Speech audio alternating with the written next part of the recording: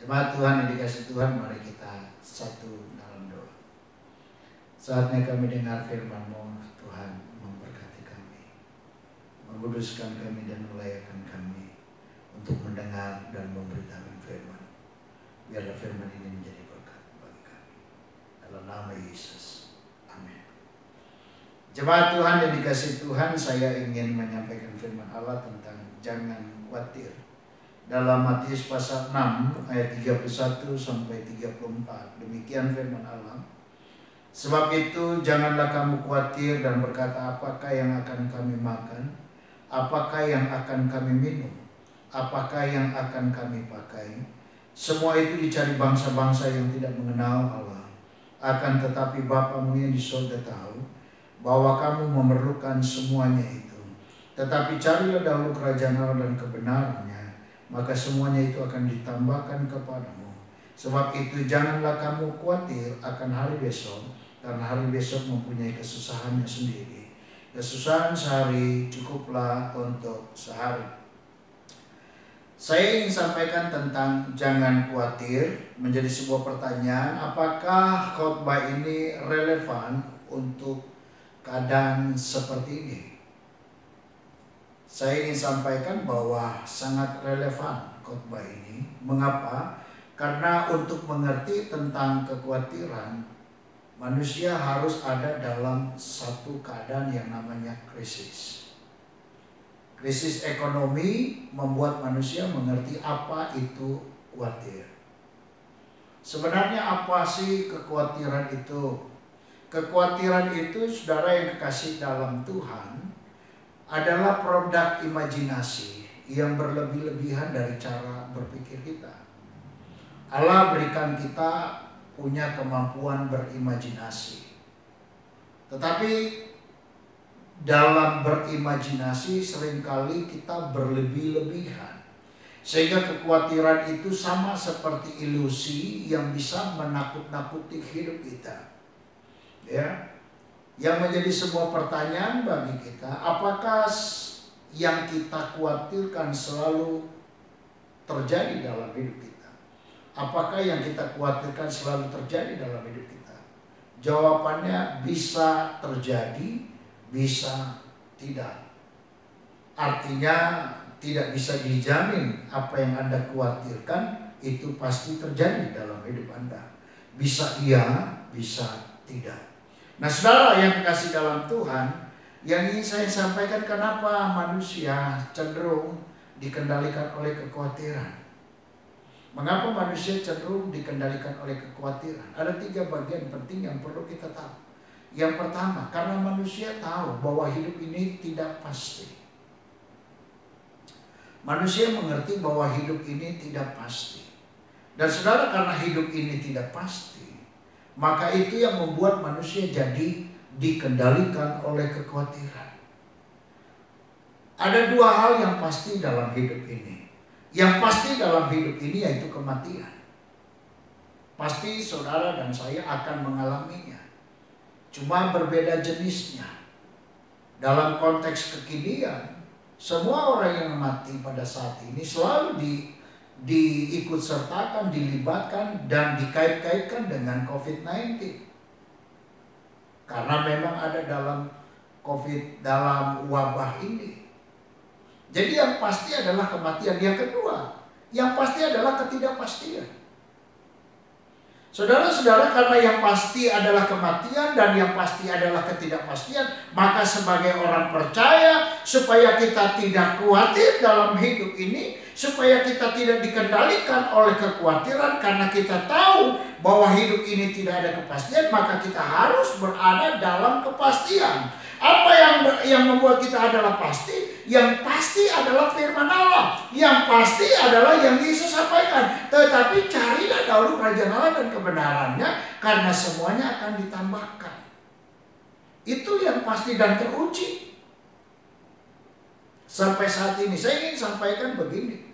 Pada saat manusia diciptakan oleh Allah, manusia diciptakan oleh Allah, Adam diciptakan oleh Allah. Pertama kali yang Adam lihat adalah wajah Allah. Dari hari pertama sampai hari kelima, manusia itu tidak ada. Tapi hari pertama sampai hari kelima itu adalah fasilitas yang Allah berikan kepada manusia. Tetapi pada waktu manusia diciptakan, hari pertama pada saat itu manusia lihat, yang pertama kali dia lihat adalah wajah Allah. Dan setelah itu pada hari ke-7 Allah berhenti bekerja. Allah tidak membiarkan manusia bekerja. Allah biarkan manusia berhenti sama seperti Allah berhenti bekerja. Itu artinya pertama kali di hari pertama bagi manusia. Ketika Allah jadikan manusia hari ke-6, esoknya di hari ke-7. Hari ke-7 itulah manusia adalah hari pertama bagi manusia. Hari pertama bagi manusia, Allah tidak izinkan manusia untuk bekerja. Manusia diizinkan oleh Allah sama seperti Allah berhenti bekerja di hari ke-7. Itulah yang kita kenal dengan sabat. Jadi sejak awal Allah menjadikan manusia itu diberikan skala prioritas untuk bertemu dengan Tuhan. Di hari pertama manusia hidup itu, manusia diizinkan oleh Tuhan untuk bersama-sama dengan Tuhan. Pertama kali melihat wajah Allah, yang setelah itu kita lihat di hari ke-7 bersama-sama dengan Allah. Baru hari pertama lagi setelah hari itu manusia diberikan kerja.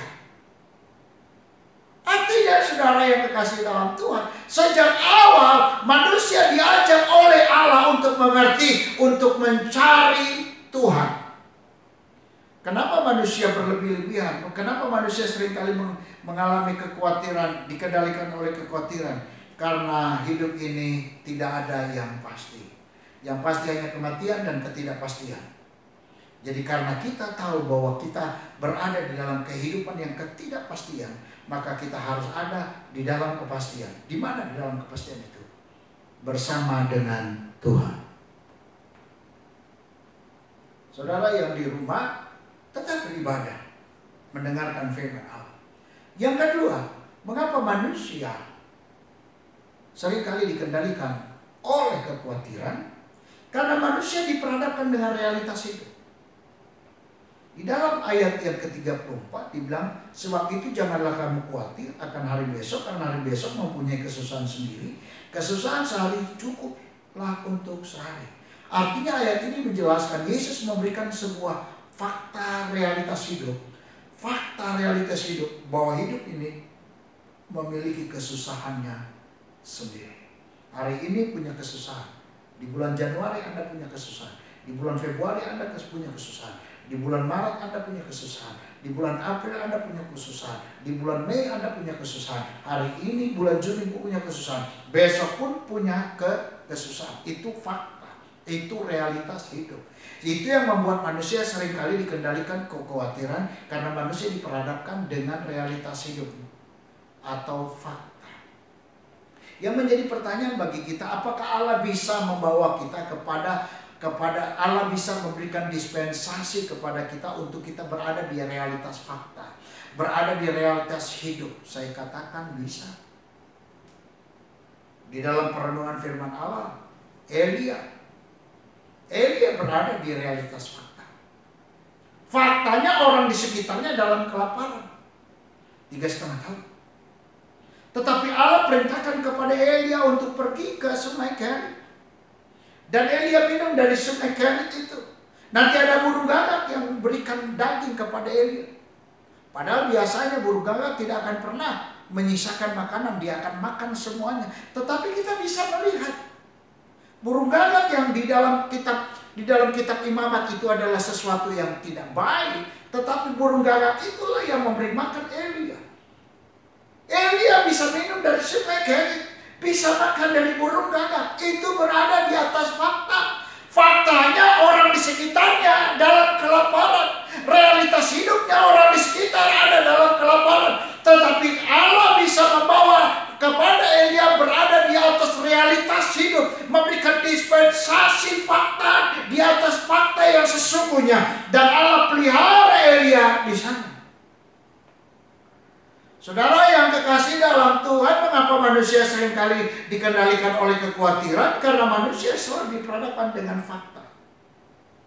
Tetapi apakah Allah bisa membawa kita kepada dispensasi Allah untuk membawa kita keluar dari fakta? Jawabannya bisa.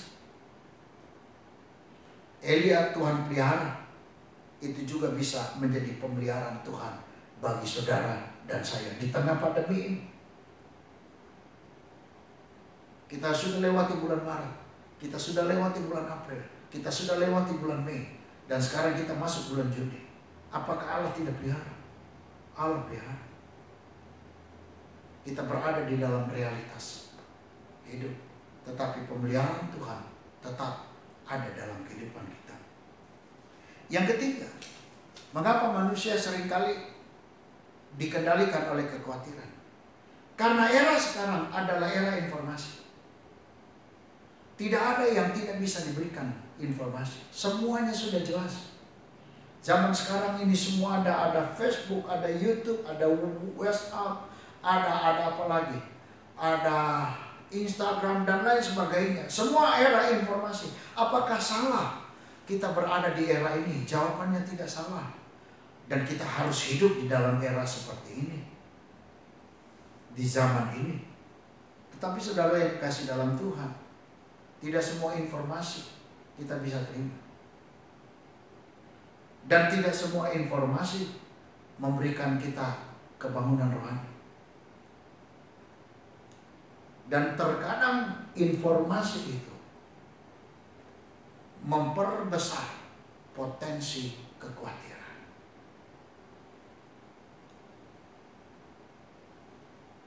Memperbesar potensi kekhawatiran. Semua yang kita tonton sekarang, kadang-kadang kita mengalami kekhawatiran. Sekarang saja kita untuk berhadapan dengan orang kita sudah takut. Kenapa? Kita bertanya, orang itu orang tanpa gejala atau kita? Jadi mulai kekhawatiran. Salah tak hidup seperti itu? Untuk menjaga, itu yang memang dianjurkan oleh pemerintah. Orang tanpa gejala.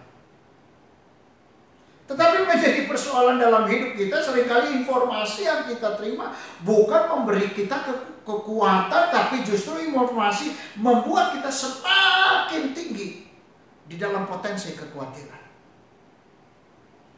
Dan posisi saat ini kita akan menemukan nanti di waktu yang akan datang, kita akan melihat tingkat kekhawatiran orang yang mengalami kejiwaan sangat tinggi. Kenapa? Karena mereka dipengaruhi oleh informasi yang ada, bukan hoax, nyata, jelas.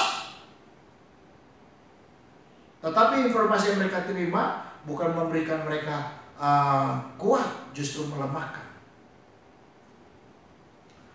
Maaf cakap, untuk orang yang usia 60 ke atas, untuk orang yang mengalami sakit, yang punya penyakit dan lain sebagainya, kualitas kekhawatiran potensi kekhawatiran makin tinggi.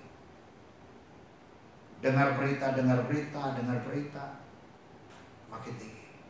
Nah saudara yang dikasih dalam Tuhan, kita melihat informasi. Kita berada di era informasi. Tetapi apakah informasi di era sekarang ini semua harus kita terima?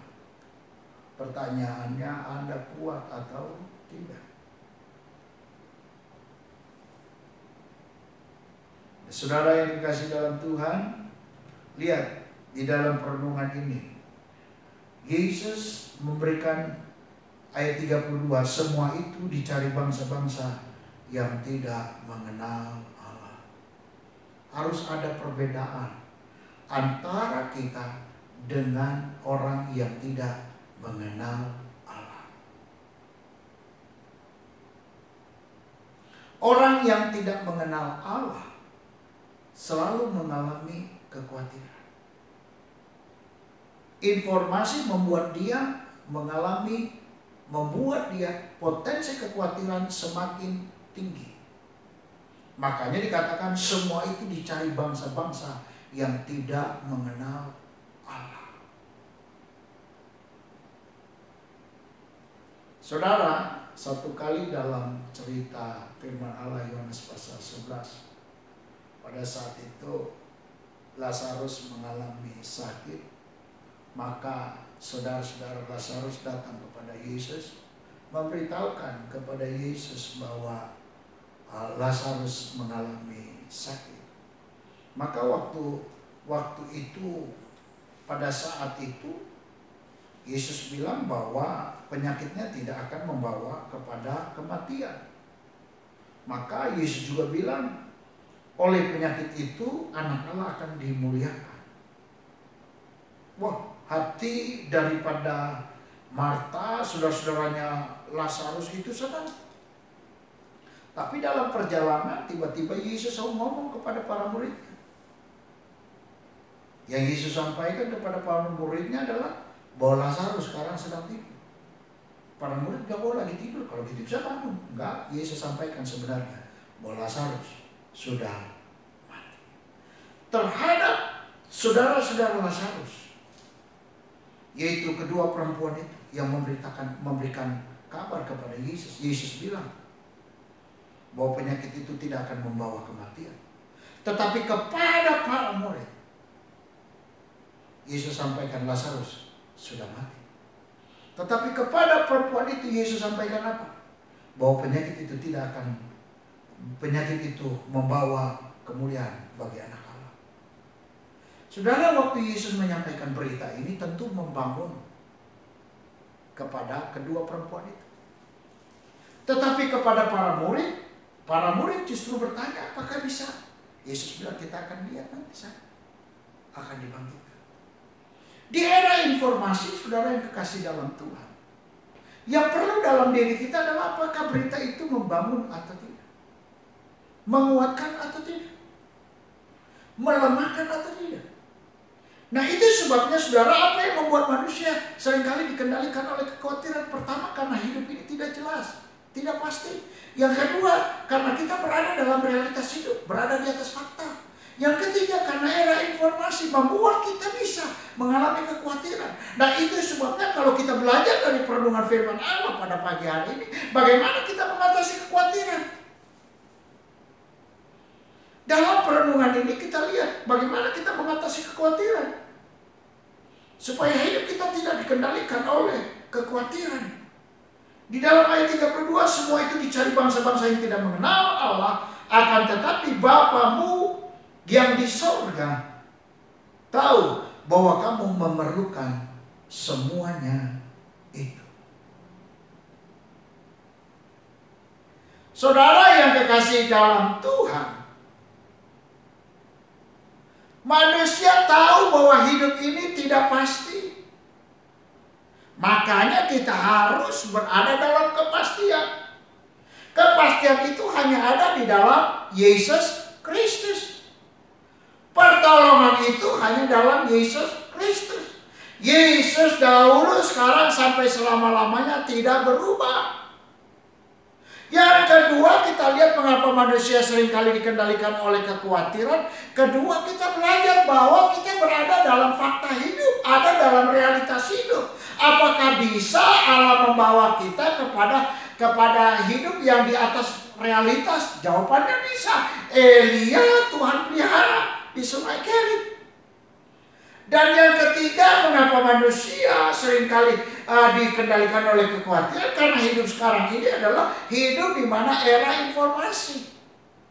Informasi yang Anda terima, kuat dan tidaknya, ada di dalam dirimu sendiri tentang iman.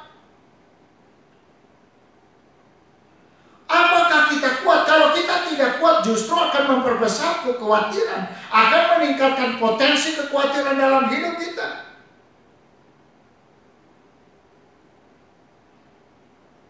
Nah, Alkitab memberikan solusi bagaimana kita supaya kita bisa tidak dikendalikan oleh kekhawatiran. Tidak ada manusia yang bisa lepas dari kekhawatiran. Tetapi kalau dikendalikan oleh kekhawatiran, itu menjadi masalah. Tahu saudara artinya dikendalikan oleh kekhawatiran? Kata khawatir itu merina, selalu goyang, goncang, kehilangan pegangan hidup. Sekarang bagaimana kita harus mengatasi kekhawatiran ini supaya kita tidak dikendalikan oleh kekhawatiran? Di dalam firman Allah ayat 32, semua itu dicari bangsa-bangsa yang tidak mengenal Allah, akan tetapi Bapamu yang di surga tahu bahwa kamu memerlukan semuanya itu. Saya ingin sampaikan, saudara. Saya ingin sampaikan begini. Dalam konteks kekristenan itu ada dua mentalitas. Mentalitas yatim piatu, mentalitas anak Allah. Mentalitas yatim piatu, dia percaya Allah, tapi dia tidak percaya bahwa Allah menjamin hidupnya. Yatim piatu dia tidak tahu masa depan. Yatim piatu dia tidak tahu apakah besok makan atau tidak. Yatim piatu dia ingin survive hidupnya dengan cara-cara yang dia ingin supaya dia dapat. Bagaimana untuk makan, minum, pakai, dan lain sebagainya. Itu mentalitas yatim piatu. Dalam kekristenan ada seperti ini. Tetapi yang ingin sampaikan dikatakan, akan tetapi Bapamu dia di surga tahu bahwa kamu memerlukannya. Mentalitas yang kedua adalah mentalitas anak Allah. Saudara, mentalitas yatim piatu, dia percaya Allah tapi dia tidak tahu Allah bisa pelihara hidupnya. Tapi mentalitas anak Allah, dia tahu Allah mampu memelihara hidupnya. Saya memberikan contoh. Anak-anak tidak pernah berpikir bagaimana dia harus makan besok. Dia tahu bapaknya pasti kasih makan. Alkitab memberikan contoh bahwa bapak yang jahat apapun, dia tidak akan memberikan ular dan tidak akan memberikan batu kepada anaknya. Dia akan memberikan roti kepada anaknya. Itu bapak yang jahat. Mentalitas anak Allah, dia tahu benar dalam hidup ini. Allah yang berpikir tentang masa depannya, Allah yang berpikir tentang makan minum pakainya, Allah yang berpikir tentang survive hidupnya, Allah yang berpikir tentang apa yang akan dia makan, apa yang akan dia minum, apa yang akan dia pakai, apa yang akan dia perlukan, Allah yang pikirkan. Jadi kalau kita punya mentalitas anak Allah, segala sesuatu kita hanya serahkan kepada Allah. Sebagaimana kita pada waktu kita kecil, sebagaimana kita melihat anak-anak kita, dia tidak pernah mengalami ketakutan tentang apa yang dia akan makan. Dia tidak akan mengalami ketakutan tentang apa yang dia akan minum. Dia survive hidupnya. Kenapa dia survive? Karena dia tahu ada bapaknya. Kenapa dia survive? Karena dia tahu bapaknya pasti pikirkan hidupnya. Kenapa dia survive? Karena dia tahu bapaknya perhatikan hidupnya. Dia survive kenapa? Karena dia sadar Allah tidak akan biarkan hidupnya. Saudara yang dikasih dalam Tuhan, kita belajar dari perenungan firman Allah. Bagaimana kita mengatasi kekhawatiran ini di tengah-tengah pandemi yang begini menakutkan ini. Anda hidup, Anda harus punya mentalitas anak Allah.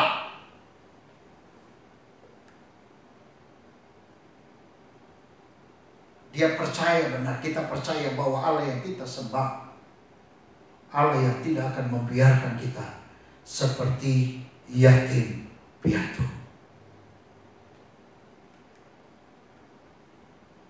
Jangan punya mentalitas yatim piatu yang survive hidupnya karena dia berpikir dia bisa mencari hidupnya. Tapi mentalitas anak Allah survive hidupnya karena dia tahu Bapa yang perhatikan hidupnya.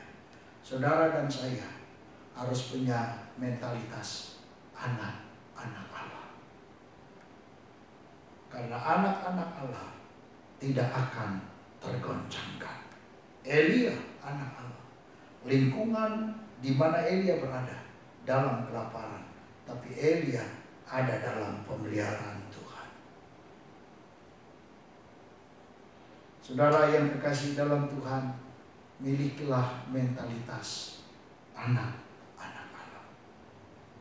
Jadi perenungan firman Allah mengajar kepada kita bahwa kita jangan dikendalikan oleh kekhawatiran. Karena kita tahu bahwa hidup ini tidak pasti, maka kita harus berada dalam kepastian. Kepastian itu hanya ada di dalam Yesus Kristus. Dia tidak pernah berubah, dahulu, sekarang, sampai selama-lamanya.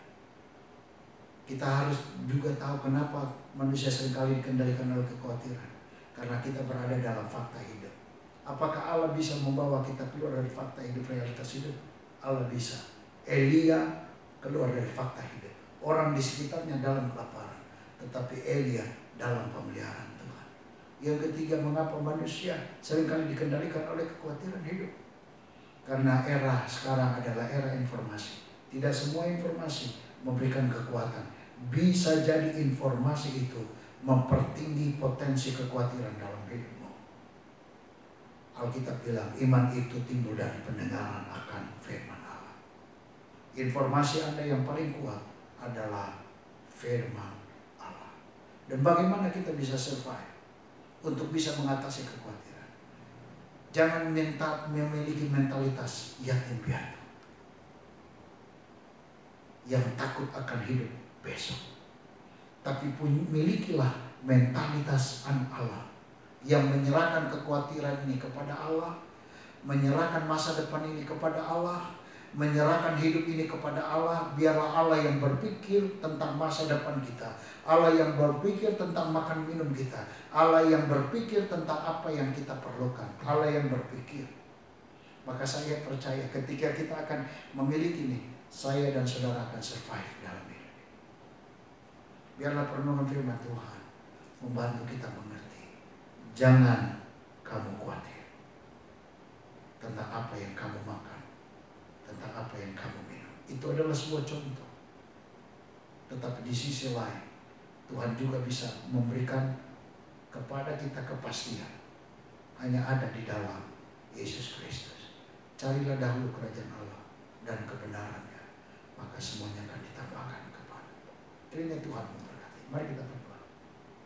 Terima kasih untuk perenungan firman Allah yang sederhana ini, mengajar kepada kami untuk tidak khawatir dalam hidup ini. Karena kami harus memiliki mentalitas anak-anak Allah, menyerahkan semua hidup ini ke dalam tangan Tuhan. Maka pemeliharaan itu ada dalam tangan. Tuhan memberkati firman Allah. Bagi jemaat yang lemah, Tuhan kuatkan, yang susah Tuhan hiburkan, yang sakit Tuhan sembuhkan. Di dalam nama Tuhan Yesus Kristus, nama di atas segala nama, nama yang sudah mengajarkan kami berdoa. Bapa kami di surga, dikuduskanlah namamu, datanglah kerajaan-mu, jadilah kehendak-mu di bumi seperti surga. Berikanlah kami pada hari ini makan kami secukupnya, dan ampunilah kami segala dan kesalahan kami, seperti kami juga mengampuni orang bersalah kepada kami. Dan janganlah membawa kami ke dalam pencobaan, tapi lepaskanlah kami dari yang jahat. Karena Engkau yang punya kerajaan dan kuasa dan kemuliaan sampai selama-lamanya.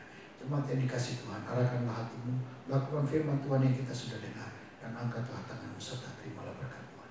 Kiranya berkat daripada Allah Bapa, cinta kasih daripada Tuhan Yesus, serta penghiburan Allah Kudus menyertai kita mulai saat ini sampai selama-lamanya.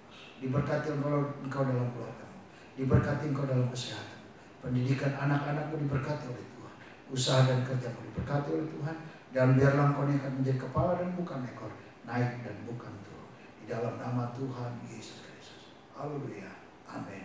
Saya Pendeta Gideon Pengumas mengucapkan Tuhan memberkati dan jangan khawatir. Tuhan Yesus memberkati. Amin.